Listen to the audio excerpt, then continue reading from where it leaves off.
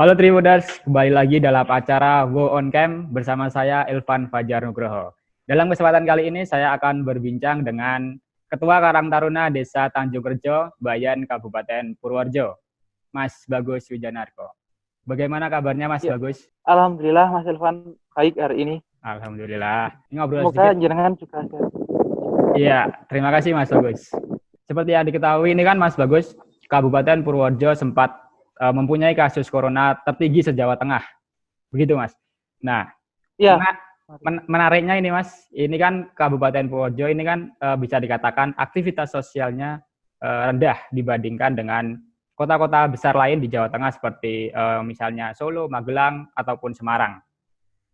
Namun alhamdulillah kabar terbaru Kabupaten Purworejo sudah mampu mengendalikan kasus COVID-19 hingga terkendali, Mas.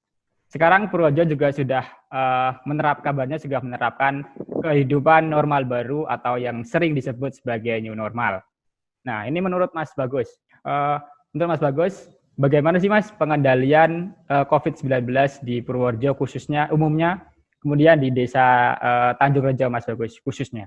terima kasih Mas Ilvan. Jadi pengendalian COVID di wilayah gugus tugas Purworejo sebenarnya sama dengan daerah-daerah lain. Kita patut apresiasi tenaga medis di Indonesia yang sudah meluangkan segala waktunya untuk fokus menangani COVID ini. Dan di era new normal baru ini seperti yang kita ketahui kan, semuanya harus kita yang mengerjakan. Jadi istilahnya sebagai pemuda, terutama kita yang ada di desa, alangkah baiknya jika kita memiliki kepedulian. Seperti yang mungkin hal-hal kecil dimulai dari kemauan untuk peduli terhadap sesama Mas Elvan. Iya. Kalau di desa Mas, di desa mana Tanjung Rejo gitu ya Mas, apakah ada peran masyarakat langsung ataukah gimana ini Mas pengendaliannya? Nah, ini yang mungkin perlu saya sampaikan ke semua teman-teman pemuda atau seluruh masyarakat Indonesia, Mas. Jadi kami itu dulu sempat kepikiran dan tidak akan istilahnya apa ya bisa sesukses ini. Jadi kami anggap sukses karena semua ternyata setelah kita ajak mampu bergerak bersama-sama untuk menangani COVID dengan baik, dan alhamdulillah di lingkungan saya sekarang ini Mas Ilvan, hampir setiap desa itu ada yang positif. Ya, tapi untuk Tanjung Rejo alhamdulillah aman karena kita lakukan istilahnya pengadangan dulu yang cukup efektif. Pertama kali, kemudian kita tergerak untuk membuat donasi. Nah, dari donasi itu yang awalnya kita pesimis, ternyata kepedulian masyarakat jika kita lakukan bersama-sama itu cukup istilahnya banyak orang yang peduli. Jadi untuk teman-teman yang belum memulai di daerahnya masing-masing, saya katakan belum terlambat, terutama untuk ketahanan pangan. Kami dari awal COVID itu melakukan penyemprotan dan pembagian alat disinfektan, kemudian pembagian masker rata ke seluruh masyarakat, kemudian pasar murah. Nah, pasar murah ini sebenarnya tidak perlu menggunakan anggaran yang cukup besar, karena misalkan kita punya dana 10 juta, nah itu yang nanti akan menjadi subsidi paling 3 jutaan, Mas. Dan itu benar-benar sudah bisa dikelola dengan baik, dan jika kita antarkan ke masyarakat akan sangat membantu. Kemudian pembagian ember dan sabun yang sudah kita lakukan juga bekerja sama dengan pemerintah desa dan semua donatur, dan di sini saya nyatakan semua dana yang digunakan itu dari donatur. Jadi awalnya saya juga pesimis, Mas. Bisa enggak ya? Paling dapat berapa ya? Ternyata alhamdulillah mendapatkan angka yang cukup banyak di atas 15 juta, Mas. Jadi alhamdulillah kemarin semua sudah menyikapi normal ini, dan pertanggal 12 itu lockdown sudah kita buka dan kita sadarkan ke masyarakat mengenai cuci tangan dengan sabun, dan kita bagikan langsung ember dan sabunnya. Gitu, Mas Irfan. Ini termasuk terobosan baru ini Mas, termasuk terobosan yang patut diapresiasi dari Desa Tanjung Rejo. Ini kalau berbicara tentang itu Mas, sebenarnya merupakan inovasi dari Mas anak-anak muda dari Tanjung Rejo, ataukah ada perintah dari kabupaten ataukah kecamatan ataukah desa gitu? Nah, kalau untuk pemuda bergerak ini sebenarnya banyak sekali ya Mas ya. Kalau kita mencari contoh itu di Indonesia, kegotong royongannya ternyata sangat tinggi.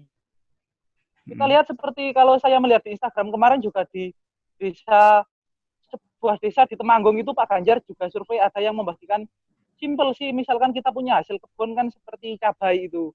Cabai kan sekarang ini kalau saya sendiri juga aktivitasnya sedikit banyak punya lahan Mas. Jadi ada cabai itu harganya murah lah. Lebih baik kita buatkan sebuah posko dan itu memberi sebuah inspirasi. Jadi kemarin kalau saya lihat kalau untuk inspirasi itu banyak sekali. Itu kan sebelum new normal ataukah sekarang masih terus dilakukan atau gimana, Mas? Itu waktu dulu yang saya laksanakan itu sebelum new normal dan terakhir pembagian ember itu untuk menyikapi new normal itu, Mas. Kegunaannya bagaimana, Mas, ember itu? Nah, kita akan membagikan masker gratis. Ini di saya juga nanti kalau ada orang yang bertamu tidak menggunakan masker, kita istilahnya ada masker gratis gitu, Mas. Atau masyarakat kita yang baru pulang mungkin dari luar kota tapi maskernya habis, ya nanti bisa ada kita sediakan gitu. Masih ada sekitar 500-an masker untuk menyikapi new normal ini. Berarti tidak ada hadangan lagi gitu ya, Mas? Kalau ada pendatang boleh masuk tapi tetap menjaga protokol kesehatan gitu ya, Mas? Ya, untuk saat ini yang kita lakukan adalah penyadaran itu sendiri, Mas. Bagaimana kita istilahnya jogo tonggo. Baik, kemudian menyinggung soal dampak corona ini kan sebenarnya nggak hanya kesehatan gitu ya, Mas, termasuk ekonomi dan juga sektor pendidikan. Nah, ini mengingat Mas Bagus juga seorang guru di sebuah sekolahan di Purworejo gitu ya, benar? Nah, benar, Mas. Ini pendapat Mas Bagus sendiri, apakah sudah layak untuk diterapkan pembelajaran secara konvensional di sekolah tatap muka secara langsung atau mengantisipasi dulu untuk tetap belajar di rumah gitu, Mas? Ya, kalau saya sebagai seorang guru ini, Mas, saya tidak terlalu memikirkan apakah nanti yang akan dilakukan, karena itu kan kebijakan kepala daerah dan sebagainya. Yang kita fokuskan adalah bagaimana menata sebuah pembelajaran yang efektif, yang selayaknya kita sebagai guru itu dalam kondisi apapun bisa memberikan pembelajaran yang maksimal dan menarik. Apalagi saya sendiri mendapat amanah itu untuk mengajar PPKN, Mas. Jadi setiap soal-soal ataupun pekerjaan tangan yang siswa buat itu harus sesuai dengan protokol kesehatan dan ada sangkut pautnya dengan COVID untuk menyadarkan siswa-siswi kita. Kalau untuk masalah plus minusnya pembelajaran online, misalkan daring dengan pembelajaran tradisional itu, ya pintar-pintarnya kita sebagai guru dan mau berbuat inovasi, gitu, Mas. Jadi jangan menyerah untuk sebuah inovasi dan sebuah kebaikan, teman-teman. Kemudian untuk kabar terbaru dari Kemendikbud, katanya untuk daerah yang belum zona hijau ataupun untuk yang zona hijau tetap disarankan untuk menggelar pembelajaran secara konvensional pada akhir tahun gitu ya, Mas. Nah, kemudian untuk menyikapi satu semester ke depan ini yang akan dimulai pada 13 Juli katanya ajaran baru, apakah Mas Bagus punya inovasi untuk bagaimana sih pembelajaran secara online kepada anak didiknya nanti? Saya rasa RR ini banyak sekali dari PGRI maupun Persatuan Profesi dalam hal keguruan itu melakukan webinar, Mas. Seminar online.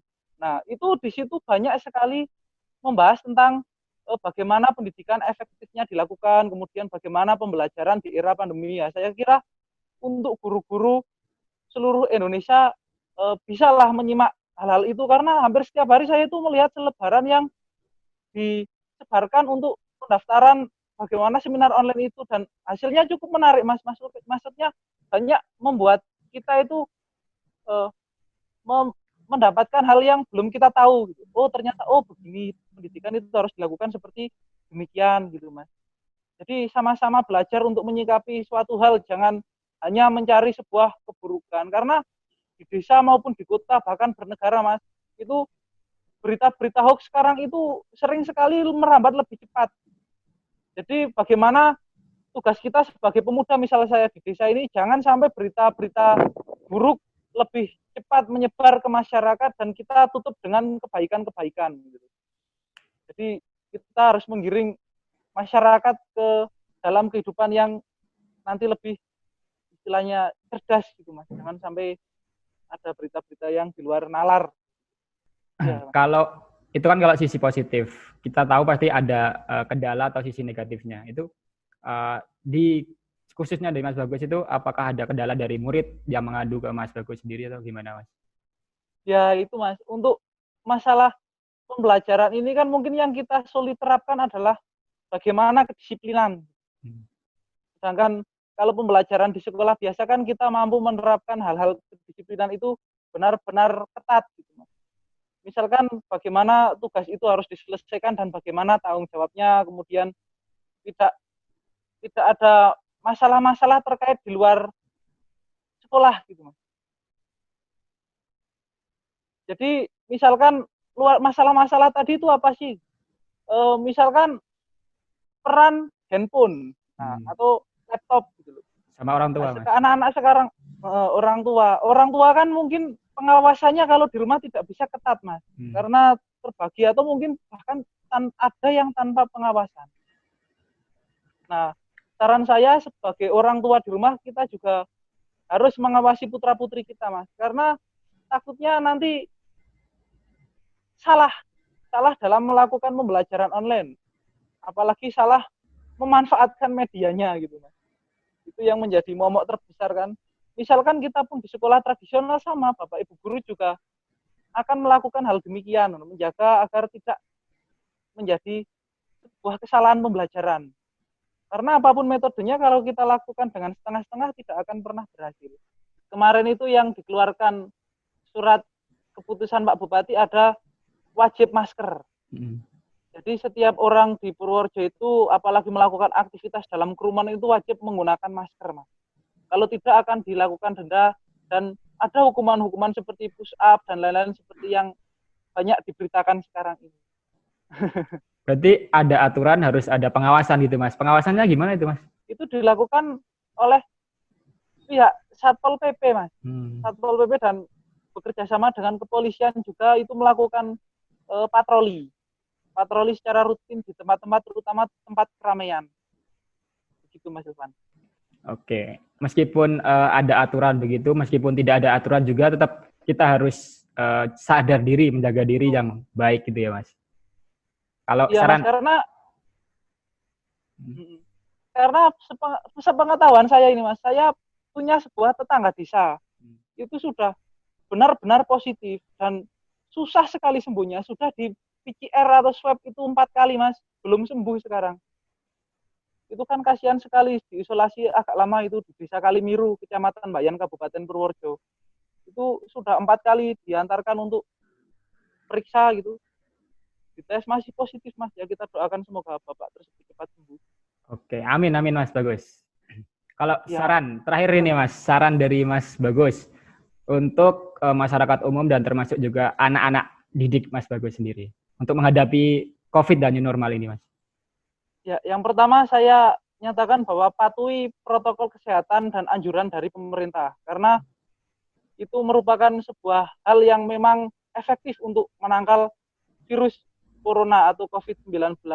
Kemudian saya juga mengucapkan banyak terima kasih atas teman-teman saya Karang Taruna Desa Tanjung Rejo yang sampai saat ini tetap konsisten menjadi agen perubahan, agen of change untuk masyarakat kita. Nah, untuk peserta didik saya, ya istilahnya bermimpilah setinggi langit, karena apabila engkau jatuh akan bertaburan di dalam bintang-bintang gitu ya Mas. Pak Soekarno pernah menyatakan demikianlah. Jadi mimpi itu tidak hanya dalam tidur.